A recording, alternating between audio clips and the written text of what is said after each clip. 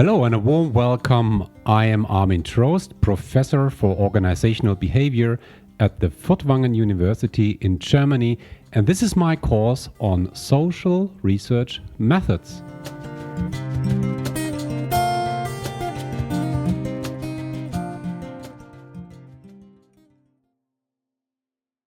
So, welcome everybody. Today we talk about measurement. Of course, you know, whenever it comes to research, we measure things. If a scientist does one thing, then he or she probably measures things. But now the maybe difficult, simple question comes: what is that measurement? What is that? How would you, if you were asked to write a Wikipedia article to the term measurement, what would you write? Not so easy. Maybe let's start simple. What is the outcome of measurement?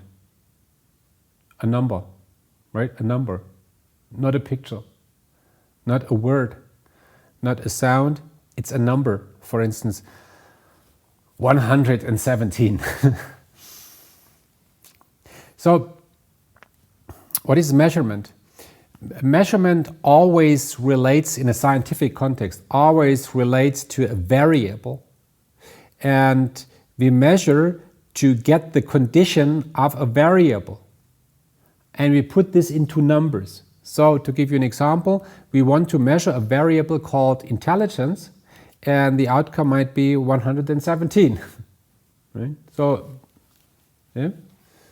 It's not that we say, oh, the intelligence of John is pretty good, not perfect, but okay. No, we say 112, which is more than okay. Yeah. So numbers. Now, this is not the biggest thing here. What I want you to really see in social science is that in social science, we very often measure things that we do not see. In most cases, we measure things we don't see. And that's an interesting idea. So, for instance, job satisfaction. We assume there is something like job satisfaction. That's a variable that is heavily used in organizational behavior, for instance. So it's a social science about the behavior of people in organizations. And I mentioned this variable already. Sometimes we assume that people who are very high on job satisfaction demonstrate a higher level of performance or whatever, which, by the way, is not fully true. And we assume it is there. If you're not so deep in human resource management or organizational behavior, but you deal more with marketing, then you could also think about customer satisfaction or consumer satisfaction. Yeah. Let's talk about consumer satisfaction. Have you ever seen that? No, you don't. You have never seen consumer satisfaction. Now you might say, yeah, but I can see it. I can see it based on the smile on the face. Yeah, but then you see the smile on the face. And when you draw a conclusion from the smile on the face towards something that you still could not see. So if you have seen customer satisfaction, maybe you can explain how that looks like. How big is that? Is that so small? Big? Where is it? Is it in your brain? Where is it? Have you seen it? Have you ever met a person who has lost his consumer satisfaction? How is it? Do you have, as a person, I mean, I assume you are a consumer. Do you have a consumer satisfaction? Then you might say, no, I don't have one consumer satisfaction. I have many consumer satisfaction. How many? Maybe I have consumer satisfaction towards all the different products I use. Oh, then you have millions of consumer satisfactions in you. Is that something stable? Since when do you have this? Everything I say sounds stupid, I know. It may be weird, but I really want to challenge you and think, okay, all the things that we look at in social science is not visible. And maybe it's not even there. Why do we believe there is something like consumer satisfaction? Why do we believe there is something like job satisfaction? Why do we believe there is something like motivation? Why do we believe there is something like intelligence? Why do we believe there is something like optimism? Why do we believe there is something like an attitude? Why do we believe there is something like culture? You know, all these things that we have never seen. We believe in science that these things are there because they were capable to explain things. Got it? It's an important point. We need those variables. We need those variables because these variables are all part of a theory. And in the past, the theory were capable enough to explain things. So, for instance, with intelligence, that's a good example. There was always the idea that some kids are good in school and some are not so good in school. So there was a psychologist called Alfred Binet in Paris. It was early in the 20th century, who was probably the first one who tried to measure something that we then called intelligence. And that was cool because by understanding intelligence, we were now capable of predicting whether somebody will be good in school or not, or whether somebody will be capable of solving a problem or not. We need job satisfaction to explain whether somebody will stay with a company or leave the company, right? We need something like motivation. It's also something you have never seen. Motivation, you feel it, yeah, but you've never seen it. Yeah, we need motivation to explain why some put more efforts into a task and some less. So when we see different people put different effort into whatever it is, we explain, say, yeah, probably they are differently motivated. Ah, okay, motivated. Interesting. What is that? Motivation. Yeah, it's a psychological variable. It's there. Really, it's there? Have you seen it? No, but it helps. So that's not enough. But the interesting point really is that we have to understand that almost all things that we measure in social science are not visible. These are all theoretical concepts. And still we assume they are there as long as they can explain something. Okay? So, I mean, that's also something that you should not be too naive. Probably a lot of things that we're talking about constantly in social science do not really exist, at least not in that way how we imagine things. So still we measure it. And how do we do this? Yeah, let's have an example. Let's have intelligence again. Intelligence, you have never seen it, but explains a lot. Is something hidden. You can't see it, so we use some indicators, right? We use some indicators to draw conclusion about intelligence. So we ask people to solve different problems, yeah, of different kinds, whatever that is. I mean, if you do an intelligence test, if you conduct one, you see all these different tasks. So, and then based on the level you achieve in a task, there's a clear algorithm, there's a clear formula that translates your achievement, your performance, into one single number. This is, in testing, we're going to talk about this later, we name this the test score. It's a number. So it could be to do a test and your result is 97. 97. Good. And this number, these 2 digits, they reflect something incredibly complex, your intelligence. So we use these multiple indicators and translate this into one specific outcome. Okay, this is what we do.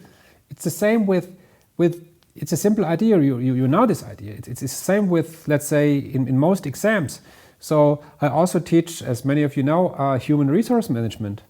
So I assume there is something like knowledge in human resource management. This is a theoretical concept. I assume it's there. So, and I assume that people differ in their knowledge regarding human resource management. But I can't see it. If I could see it, I would not need an exam. So I see the students, I see 120 students sitting in front of me, and I think, okay, everybody has a certain level of knowledge in human resource management. I can't see it. How can I make it visible? I still believe it's there, otherwise I would not do an exam either. So they all do a test, and I ask 7 indicators. I ask 7 questions. And when somebody is capable of answering all 7 questions in a correct way, then I assume, okay, he or she has a good understanding in human resource management. And that turns into a number, which we name the grade.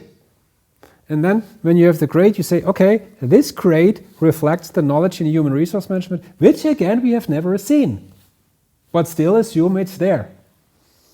And now it comes. Next thing that I want you to understand. Sorry if things are a little bit vague here now, but sometimes we have to be a little bit more philosophical here. But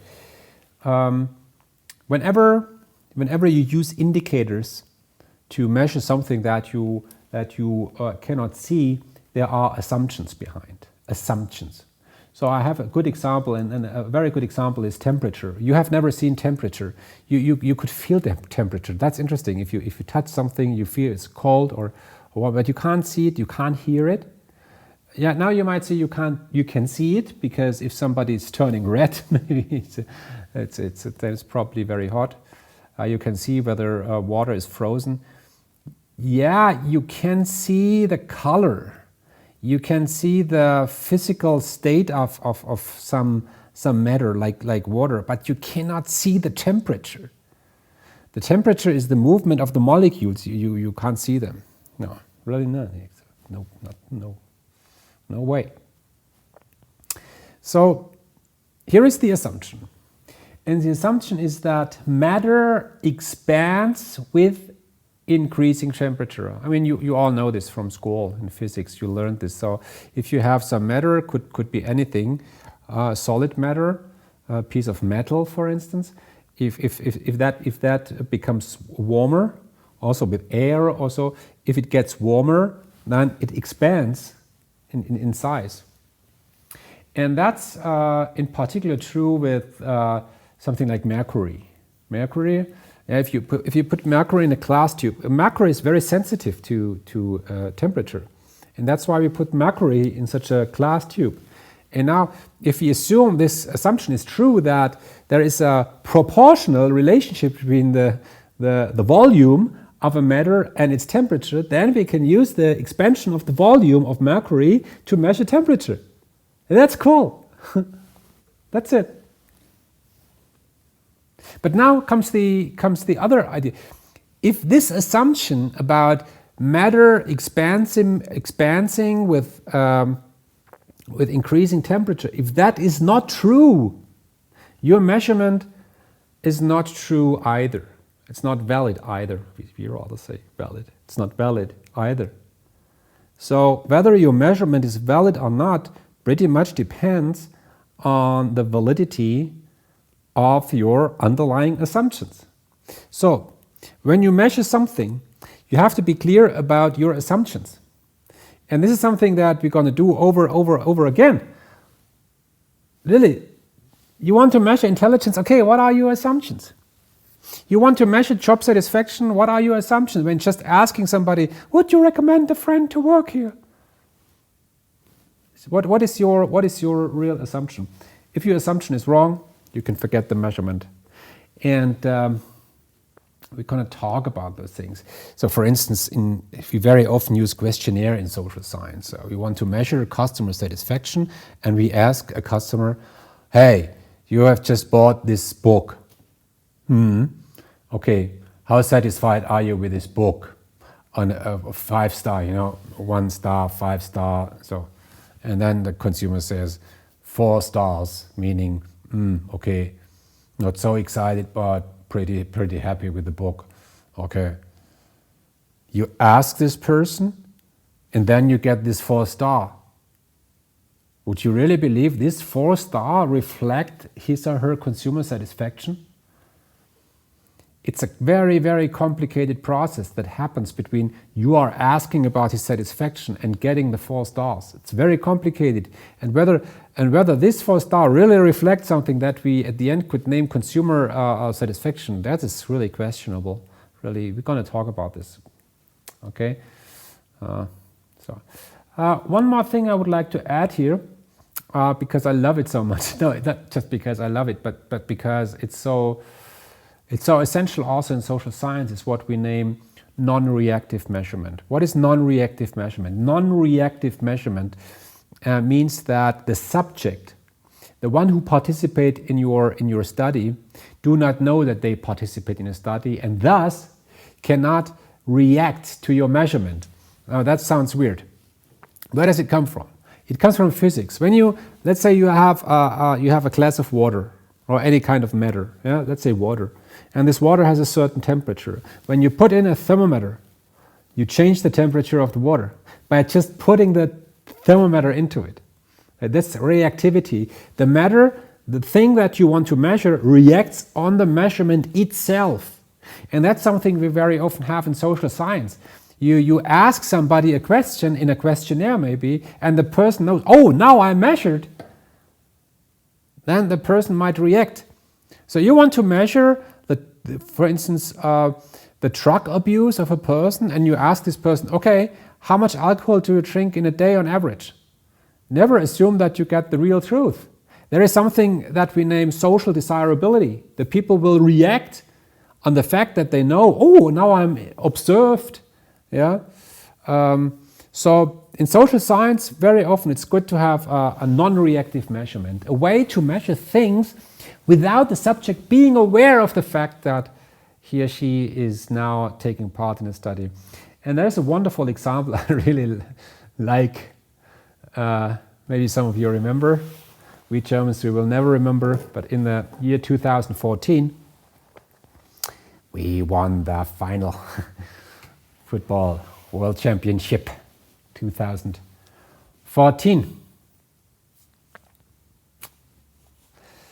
That was something. And there is an interesting analysis done by the city of Munich, because over the course of this game, they tracked the water consumption. Now, there is an idea, and that's the assumption here. When you watch something on TV, right, and the thing you have seen is over, a game or whatever, a show or whatever, what do most people do? Go to the bathroom. And so when many people watch a show and the show is over, or there is a break or whatever, many people go to the bathroom. And when many people go to the bathroom, then the water consumption in that moment goes up. That's interesting. So when you look into a break or a significant moment in a show or in whatever, yeah, and the water goes up, then you can assume that in the second before they have watched this show. Okay, and you can really tell it when you look at the water consumption in Munich during the final. You see, after the half break, water consumption goes extremely down. Also in the break before the extension, it goes really down. I know this analysis that I show you here is in German, but it does not matter. These two peaks are the breaks. Yeah, the first break, the half break, then after 90 minutes, then the break after the first half of the extension, and then nobody went to the bathroom anymore, because not in Germany, really not. Maybe in Argentina, could be. Yeah, there are nice ways how you can measure things without the subject being aware of it. I studied in the University of Mannheim, and there was a great professor, a marketing professor. He did research about the product preferences of kids. He wanted to know what kids like. What do they prefer? So he rented a store window in the city of Mannheim. It's a German city, you know.